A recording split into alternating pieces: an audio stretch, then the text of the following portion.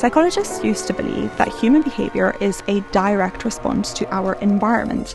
They base this theory on the assumption that when there is an environmental stimulus, people will always respond in predetermined ways. By this definition, I am not a human being. I can put on my gym clothes and lie down scrolling on my phone. I can also enroll myself in a hardworking medical degree and want to do anything apart from hard work.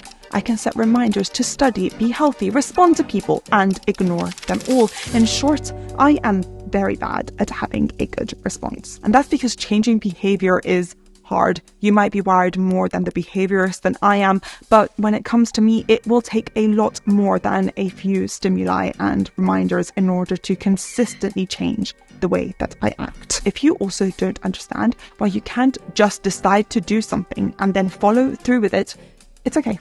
I've got you. After 10 years of trying and failing, for the last year, I've tried different psychological frameworks in order to change just one aspect of my behaviour, and finally, I have something that works for me. It's a combination of CBT, SFBT, intersubjectivity, and scaffolding, which sounds like a lot, but I've broken it down into 3 steps. The behaviour I decided to change was exercise, because for almost 3 decades, I did not exercise at all. For one of those decades, I tried really hard to consistently go to the gym, and now, finally, for the first time, for 6 months, I have managed to work out regularly, and it's completely changed my life. Part of this process has been how I've used Copilot, a personal training service, and the sponsor of this video. But when it comes to changing something so big for me, it's about a lot more than just external support. So I wanted to use this opportunity to talk in depth about the psychology of behavioral change and how you can apply it to your own life too. There's a lot to go through. There's a detailed summary along with trackers and templates that you can download below, but there's no gatekeeping. You can just as easily follow along with this video. When changing a behaviour, it might not be that you're not trying hard enough. You might just be focusing on the wrong thing. I always used to think that I just needed to be stronger and have more willpower to overcome procrastination, but actually what I needed was a bit of strategy and a lot more patience. Let me explain. Let's say one afternoon I have the thought of, I need to go to the gym today. This will be very quickly followed up by a sense of discomfort because honestly, I would much rather not. This feeling might eventually even progress onto anxiety as I realize I'm spending my money, wasting my time and failing again. Eventually, I'm very likely to just end up not going. I'm aware of how bad I felt, so I think it is these negative feelings that cause the behaviour of not going. If I didn't feel bad, I would be able to go.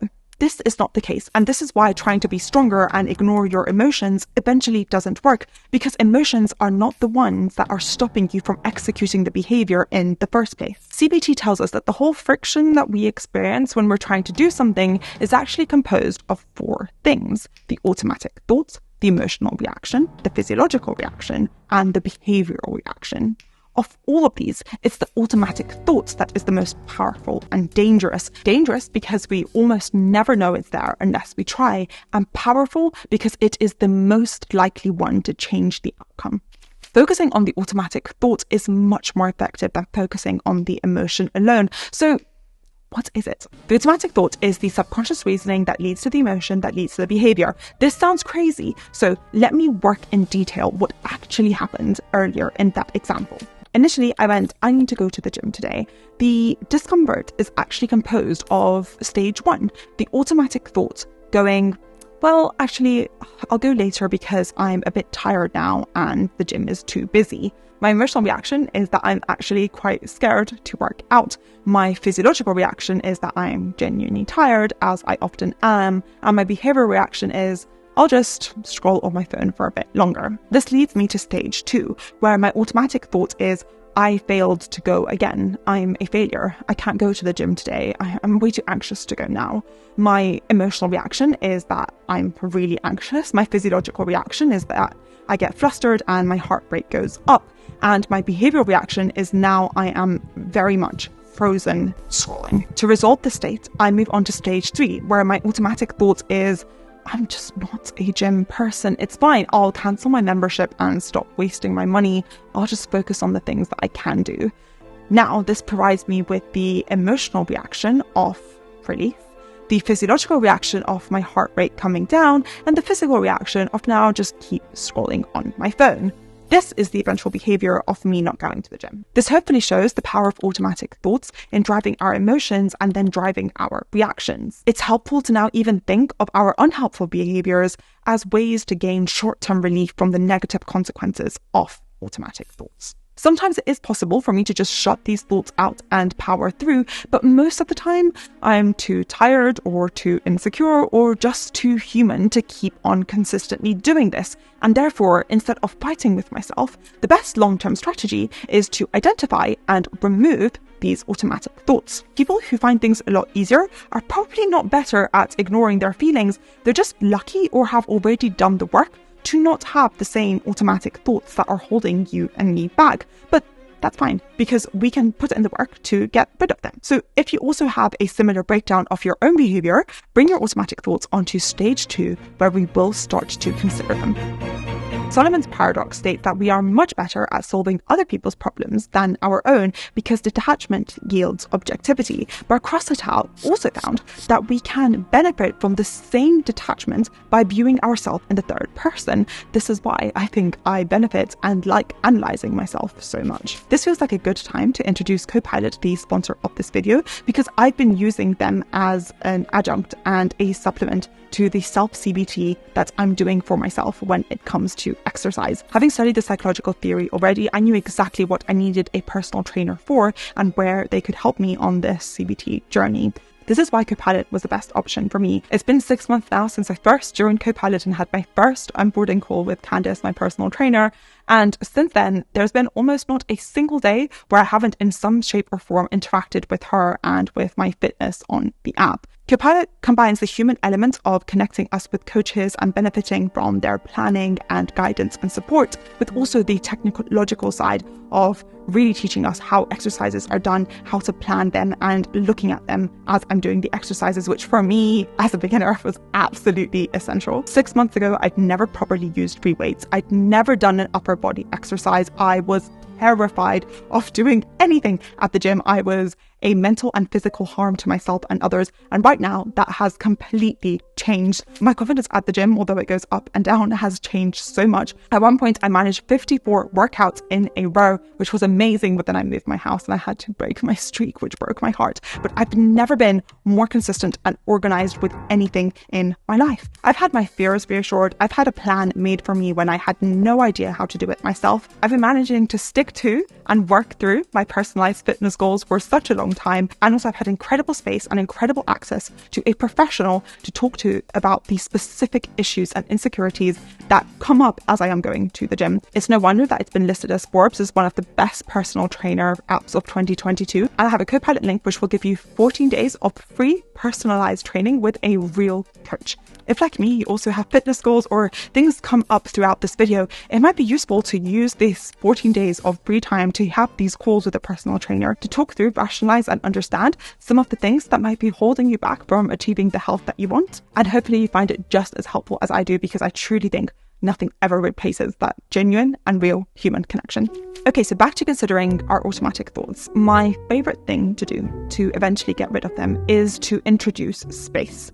Space to consider in between having the automatic thoughts and then trickling down the progression of emotional reaction, physiological reaction, action, and then not doing the thing that I need. So if we go back, there are some amazing questions that I make myself consider when it comes to rethinking the way that I feel. For example, one of my common automatic thoughts is, I'm too tired or too bloated to go to the gym today. The question I will ask myself is, what is the worst thing that will happen? And how will you cope with the situation? It sounds really obvious, but I often do something called selective abstraction, which is focusing on a single aspect of a situation and ignoring everything else. And I genuinely think that it is impossible for me to go do a workout, or impossible for me to follow through with something, because I will truly die. That's how I feel. However, having the space to just open this up and stop it from progressing then helps me go, well, the worst thing that will happen is I'll have a shorter workout, or I won't do as well, or I'll just feel a bit uncomfortable, or yeah, I'll be okay. How will I cope with it? I mean, I'll be fine. I've been through so much worse. This already pauses a sequence. Even the thought that I can text my PT and say, hey, can we make my workout shorter? Or feeling super bloated today, don't know if I can do it. The thought of knowing that I can be talked through this process on Copilot, for example, just helps me get through the things super quickly and then progress without having to fall prey to the normal sequence of doing nothing. A second common automatic thought of mine is, what is the point of even trying this? I know I'm never going to enjoy exercise anyway. I might as well give up now. The question to ask myself in this case is, what is the best thing that could happen? Or what is the most realistic outcome of the situation? I'm a huge catastrophizer for a lot of things. I think things will be terrible. I don't just think that I'm going to have a bad workout. I think I'm so tired that a dumbbell is going to fall on me and I'm going to die. I think someone's going to see me and I'm going to get cancelled because I'm so bad at doing chest fly. Or I think that I'm going to topple over someone and I'm going to be so embarrassed I'm going to get kicked out of the gym. Or I'm going to fail working out and I am going to be in financial ruin from all of the money that I've spent in my life for gym memberships that I've never gone to. This is the kind of thinking that I will have in my head. So having a bit more space to think, what's the most reasonable outcome of this specific situation can help that anxiety from building and me spiraling out of control. It's really helpful to discuss the specific point with a personal trainer too, because thinking I'm never going to enjoy this, it's much more helpful for me to trust that she's probably had other clients like this and that she's helped them through it too, so that I know, okay, even if I don't trust myself, I trust that she can get me through this. Another very common automatic thought is, what am I even supposed to do today? I cannot be bothered to figure it out, so I won't do anything at all. The risky question, and I'm going to explain why it's risky, but I really like this, is what is the best thing that you can do today and what can you plan moving forward? I'm a huge planner, but I love plans because I always follow through with them almost. And if you're the kind of person that likes planning but then doesn't execute, this might be not a great one to do. But I know that to do something effectively, I can calculate my bandwidth tax, which is basically the emotional and mental resources that I need to do something for which I have scarce resources. So for example, me figuring out a workout when I don't know how the hell my body even moves or should move, or in what kind of exercises will get me somewhere, has a huge bandwidth tax. So it's much easier for me to get a PT and kind of remove that obstacle and therefore not have this complete exhausting thought that will then lead to other terrible feelings when you're not following through with an exercise. This might look completely different for you, but it's very important to evaluate your bandwidth tax at the beginning of an action or behavior, so you don't have to calculate it every time. Like, do I have the capacity to do this? Calculate it once and then try to replace it with something else in order for you not to have this blockage. When considering our automatic thoughts and how to resolve them, it's really important to not do it just by ourselves, but involve other people, the flip side of Solomon's paradox. This is the theory of scaffolding, which was described by Wood et al.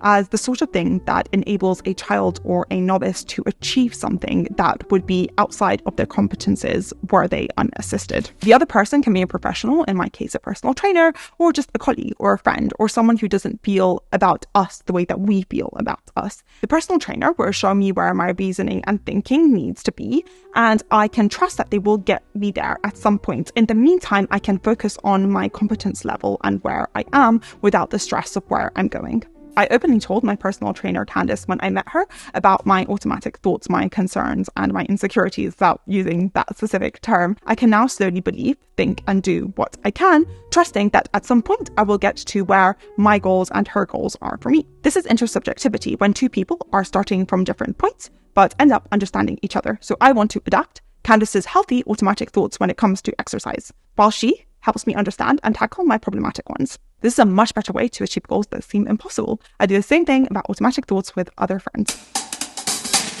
We finally arrived at correct. We've understood that vague feeling of badness that we have when we can't do something that we want to do. We've understood where it comes from and changed the automatic thought. Now we are moving on to the actions that we need to do in order to change our behavior. I have 3 exercises, no pun intended, to achieve this goal. The first one is borrowed from solution-focused brief therapy, and it is called the miracle question. It's so fun. I absolutely love it. It says that you have a behavior that you want to do or something that you want to achieve, that you're being held back by a problem or something stopping you. So imagine that you are going to sleep one night and a miracle happens during the night and this problem vanishes. So you wake up and you're able to do the thing that you wanted. But how would you know? How how would you know that you were able to do it? How would you feel? What is different this morning? What has disappeared or changed in your life? So when I think about this, going from someone who hates to exercise, I think that I would love to. I go, well, I'd wake up and, I'd be energized. I wouldn't have any back pain. I'd, want to have a big breakfast so that I can stretch and get into my gym gear and immediately work out.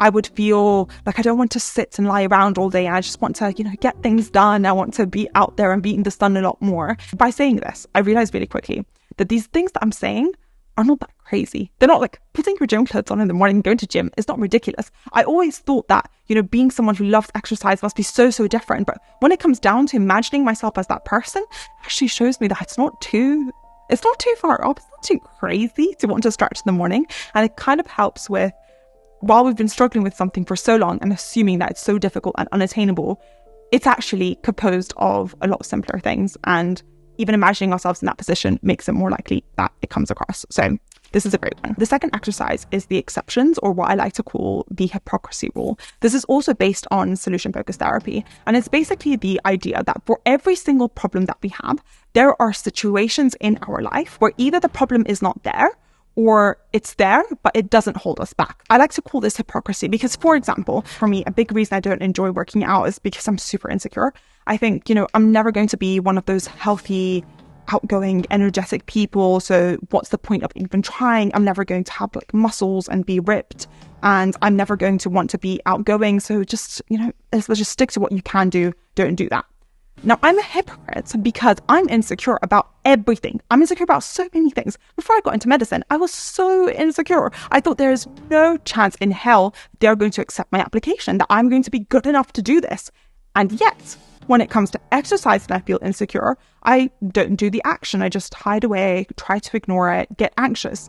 When it comes to studying and insecurity, I'm a completely different person. I think there is no way in hell. I am going to work my hardest. I'm going to overcompensate. I do not care. I will do everything under the sun to get this thing done. I am completely different. Now, of course, both of them have their negatives. I'm not saying overcompensating and avoiding. Neither of these are good.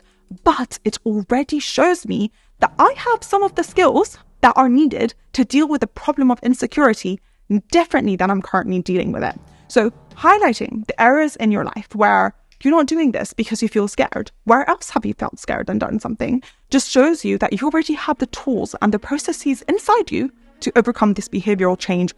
You're probably just ignoring it and kind of thinking that, I can never do this because I've never done it. But broadening it up this way makes it a lot more likely that I at least change that behavior. The last thing, if you're tired with overthinking, is super easy. It just has to do with rating or giving a number to your mastery or to pleasure. So basically, what you want to do before you do the activity is to rate how good you think you're going to be at it, so how masterful, and how fun you're going to feel the activity is. And at the end, you're going to give yourself a new rating.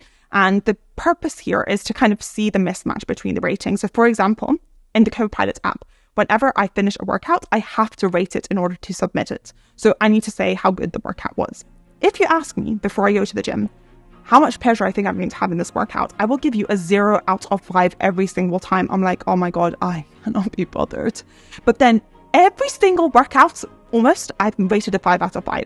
2 seconds after I've started my workout, I'm like, oh my God, this is the best thing ever. When I'm done and I'm coming home, I feel amazing. So this just keeps showing me that, 1, I'm not as unmasterful as I think I am. And 2, the things that I want to make myself do are not as bad as I think they are. So this little kind of mismatch, doing it intentionally all the time, really, really helps you marry these things with one another. So yeah, this was everything. It's a super long video. My camera is showing the hot sign, so it might turn off soon. I'm showing the hot sign and I might turn off soon because I'm drenched. It's really hot in this room. But basically, I wanted to thank you so much if you spent so long listening to my voice. This has been incredible. The video has been really hard to get out for some reason. Harder than working out, because genuinely, I have enjoyed Copilot so much. If you watched my first video, which I really recommend if you're specifically struggling with working out, this has helped me through so much. The personalized aspects, having my own goals, having the huge variety, but having such a high level of support, having someone to immediately reassure me of my craziness and insecurities that pop through my mind all the time, has been absolutely essential in getting me through this behavioural change. And so I would strongly recommend it. It's no surprise to me at all that over 75% of people who are using Copilot after 100 days are still working out, which is 9 times more successful than other apps and similar resources. So I think it's been absolutely instrumental and essential in my kind of life and behavioural change. It's so adaptive. The fact that in a few minutes I need to run to a whole different city for my medical placement, and yet I can still have like my body work and floor work workouts when I'm there, and I don't have my weights, and like readjust everything and make sure that I'm not falling behind and feeling as though I'm kind of like getting nowhere with what I'm doing with exercise has been absolutely essential.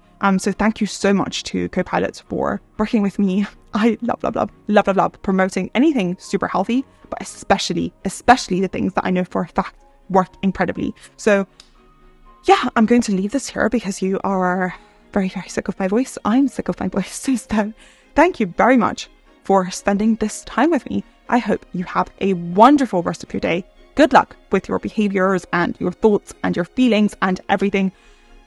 Be kind to yourself and others, and do not believe everything you think. Thanks. Bye.